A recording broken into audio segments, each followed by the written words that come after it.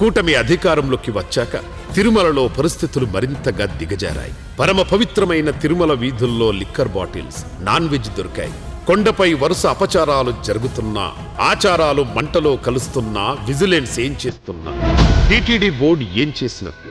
తిరుమల కొండపై ఫోటోషూట్లు, రీల్స్, ఫుల్లుగా తాగి గుడిపైకి ఎక్కిన వ్యక్తి, 18 నెలల్లో తిరుమలలో జరిగిన అపచారాలు ఎన్నో.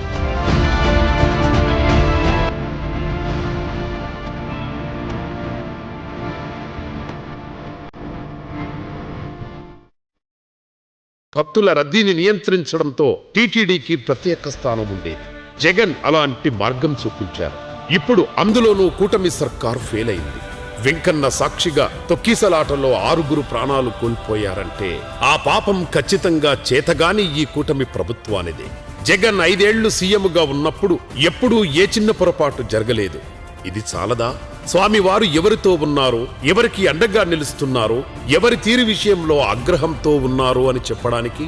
ప్రతి మనిషిలో దేవుడిని చూసుకోవడమే నిజమైన భక్తి. ఈ మాట పక్కాగా తెలిసిన వ్యక్తి జగన్.